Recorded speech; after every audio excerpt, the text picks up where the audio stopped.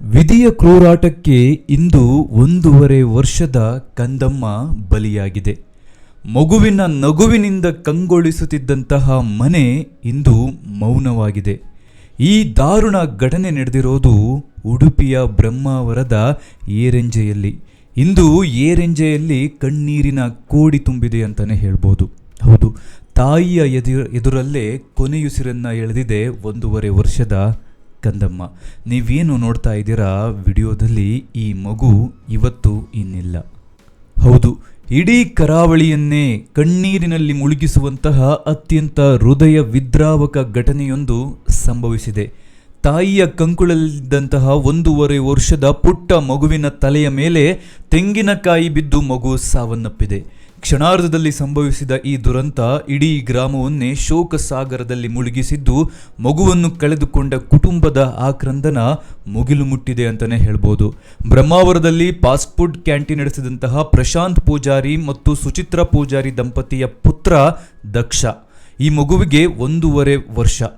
ಹೌದು, ಯಾವಾಗಲೂ ಹಿರಿಯ ಮಗಳನ್ನ ಶಾಲೆಗೆ ಕರೆದೊಯ್ಯುವಂತಹ ವೇಳೆ ತಾಯಿ ಸುಚಿತ್ರಾ ಅವರು ಚಿಕ್ಕ ಮಗುವನ್ನ ಜೊತೆಗೆ ಕರೆದುಕೊಂಡು ಹೋಗ್ತಿರ್ಲಿಲ್ಲ. ಆದರೆ ಈ ಬಾರಿ ದುರಾದೃಷ್ಟವಶಾತ್ ಮಗ ದಕ್ಷನನ್ನ ಕಂಕುಳಲ್ಲಿ ಹೊತ್ತುಕೊಂಡೇ ಹೊರಟಿದ್ರು. ಮಳೆ ಇಲ್ಲದ ಕಾರಣ ಮಹಿಳೆಗೆ ಯಾವುದೇ ರೀತಿ ಅಪಾಯದ ಸುಳಿವು ಕೂಡ ಸಿಕ್ಕಿರಲಿಲ್ಲ. ತಾಯಿ ತನ್ನ 6 ವರ್ಷದ ಮಗಳನ್ನ ಶಾಲೆಗೆ ಬಿಡಲು ಮನೆಯೇ ಬಿಟ್ಟು ನಡೆದುಕೊಂಡು ಹೋಗ್ತಿದ್ದಾಗ ಸುಮಾರು 40 ಅಡಿ ಎತ್ತರದ ತೆಂಗಿನ ಮರದಿಂದ ಭಾರವಾದ ಹಸಿ ತೆಂಗಿನಕಾಯಿಯೊಂದು ಕಳಚಿ ನೇರವಾಗಿ ಮಗುವಿನ ತಲೆಯ ಮೇಲೆ ಬಿದ್ದಿದೆ. ತೆಂಗಿನಕಾಯಿ ಬೀಳುವ ವೇಗ ಮತ್ತು ಬಲ ಎಷ್ಟಿತ್ತಂದರೆ ಮಗುವಿನ ತಲೆ ಭಾಗ 1 ಇಂಚಿಗೂ ಹೆಚ್ಚು ಆಳಕ್ಕೆ ಜಜ್ಜಿ ಹೋಗಿ ಗಂಭೀರ ಗಾಯವಾಗಿತ್ತು. ಘಟನೆಯಿಂದ ತಾಯಿ ಬೆಚ್ಚಿ ಬಿದ್ದರೆ ಸ್ಥಳದಲ್ಲಿದ್ದವರು ಕೂಡ ಕೆಲ ಕಾಲ ಏನಾಯಿತು ಎಂದು ಅರಿಯಲಾಗದೆ ಕಂಗಾಲಾಗಿದ್ರು ಅಂತಲೇ ಹೇಳ್ಬೋದು. ಮಗುವಿನ ಮೇಲೆ ತೆಂಗಿನಕಾಯಿ ಬಿದ್ದ ವಿಚಾರ ತಿಳಿಯುತ್ತಿದ್ದಂತೆ ಸ್ಥಳೀಯರು ನೆರವಿಗೆ ಧಾವಿಸಿದ್ರು. ಸ್ಥಳೀಯ ವ್ಯಕ್ತಿಯೊಬ್ಬರು ಮಗುವಿನ ಉಸಿರಾಟ ಪುನರ್ಜೀವನಗೊಳಿಸಲು ತಕ್ಷಣವೇ CPR ಕೂಡ ನೀಡಿದ್ದಾರೆ.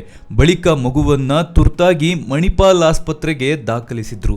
ಆದರೆ ಚಿಕಿತ್ಸೆ ಫಲಕಾರಿಯಾಗದೆ ಸಂಜೆ ವೇಳೆಗೆ ಮಗು ಕೊನೆಯುಸಿರನ್ನ ಎಳೆದಿದೆ. ಈ ಘಟನೆಯಲ್ಲಿ ಯಾವುದೇ ನಿರ್ಲಕ್ಷ್ಯವಿಲ್ಲ, ಯಾವುದೇ ತಪ್ಪಿಲ್ಲ. ಆದರೆ ವಿಧಿಯ ಕ್ರೂರಾಟ ಬೇರೆಯಾಗಿತ್ತು. 1.5 ವರ್ಷದ ಕಂದಮ್ಮನನ್ನೇ ಬಲಿಯಾಗಿಸಿದೆ.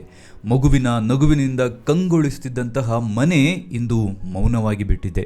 ಈ ದಾರುಣ ಘಟನೆ ಕೇವಲ ಒಂದು ಕುಟುಂಬವನ್ನಷ್ಟೇ ಅಲ್ಲ, ಇಡೀ ಗ್ರಾಮವನ್ನೇ ತಲ್ಲಣಗೊಳಿಸಿದೆ ಅಂತಲೇ ಹೇಳ್ಬೋದು.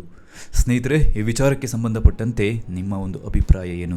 ಆ ಪುಟ್ಟ ಮಗುವಿನ ಆತ್ಮಕ್ಕೆ ಶಾಂತಿ ಸಿಗಲಿ ಅಂತ ನಾವು ನೀವು ಎಲ್ಲರೂ ಕೂಡ ಸೇರಿ ಪ್ರಾರ್ಥಿಸೋಣ.